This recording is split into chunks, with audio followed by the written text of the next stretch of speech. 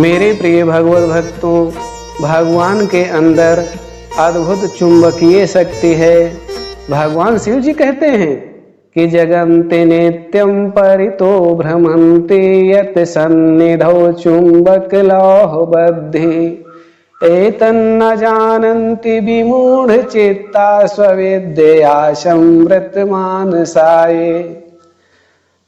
अंड पिंड ब्रह्मांड खगोलीय बड़े बड़े पिंड जड़ जीव चैतन्य जो भी हैं वो भगवान के आकर्षण शक्ति से बंधे हुए हैं और प्रकृति स्वयं उनकी अध्यक्षता में सर्व जगत को रचती है उनके आदेश पर।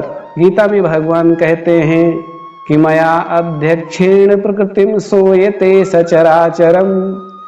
हे परीक्षित, तुम्हारे बाबा युधिष्ठिर ने बहुत बड़ा राजसूय यज्ञ किया था और उस यज्ञ में यह प्रश्न उठा कि पूजा किसकी होनी चाहिए, सबसे पहले सम्मान का अधिकारी कौन है। तो उस समय भीष्म आदि भगवत भक्तों ने कहा कि भगवान श्री कृष्ण की ही सर्वप्रथम पूजा होनी चाहिए। वहां पर बैठे हुए दुर्योधन और शिशुपाल जैसे लोग क्रोधित हुए और उन्होंने विरोध किया। शिशुपाल ने भगवान को गालियां देनी शुरू कर दी तो भगवान उस गालियों को सहते गए और कहा 108 गाली हो जाने पर इस जीव को मैं छोड़ूंगा नहीं। और जब 108 गाली उस दुष्ट दुरात्मा शिशुपाल ने दे दी तो भगवान श्री कृष्ण ने चक्र को प्रकट किया और चक्र प्रकट होते ही वो शिशुपाल पर झपट पड़ा, उसका सिर धड़ से अलग कर दिया है और उसी समय पर उसके शरीर से एक दिव्य ज्योति निकलती है जो भगवान के शरीर में प्रवेश कर जाती है। यह युधिष्ठिर ने देखा।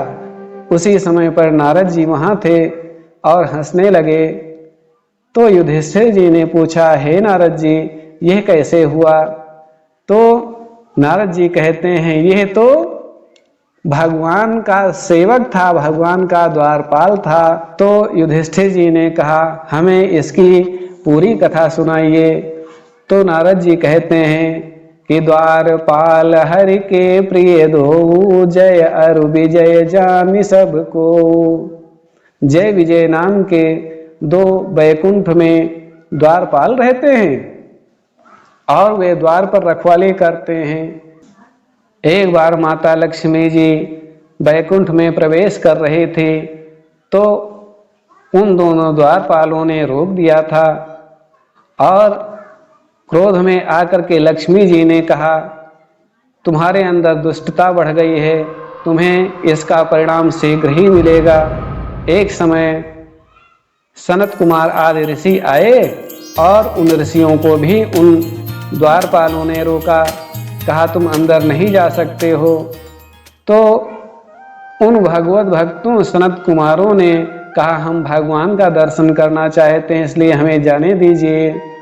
लेकिन किसी भी प्रकार जाने ना दिया तो श्राप दिया, जाओ तुम राक्षस हो जाओ।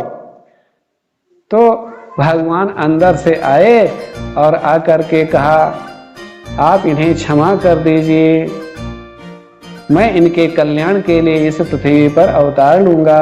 पहली बार यह हिरण्याक्ष हुआ, दूसरी बार रावण के रूप में आया और तीसरी बार यह शिशुपाल के रूप में आपके सामने। तो इसने 3 प्रकार की भक्ति की, काम से, क्रोध से और इस समय ईर्ष्या की भावना से इसने भगवान को याद किया है। कहने का अभिप्राय यही है कि तुलसी अपने राम को रीझ भजो चाहे खीज, और खेत पड़े भी अजामी हैं, उलट गिरे चाहे सीध। कैसे? जैसे श्री रामचंद्र जी से सुग्रीव ने सख्य भक्ति की थी और राम जी ने कहा, सखा सोच त्यागहु बल मोरे, सब विधि घटब काज मैं तोरे। हम हर प्रकार से तुम्हारी सहायता करेंगे और जो शूर्पणखा थी उसने काम दृष्टि से देखा, लेकिन बाद में उसने तपस्या किया पुष्कर में, तो ब्रह्मा जी ने वरदान दिया, कहा दोबारा मिलेंगे। तो वही कुब्जा दूषित भावना से देखा, तब भी भगवान मिले। और प्रेम की दृष्टि से गोपियों ने प्रेम किया तो भगवान मिले। और हनुमान जी ने दास भक्ति से भगवान को याद किया, तो कामात द्वेषात भयात स्नेहात, किसी भी तरीके भगवान का ध्यान करना चाहिए।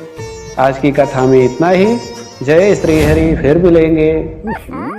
सब्सक्राइब करो चैनल को और घंटी बजाओ, ऑल को सिलेक्ट करो ताकि नए वीडियो की नोटिफिकेशन पाओ।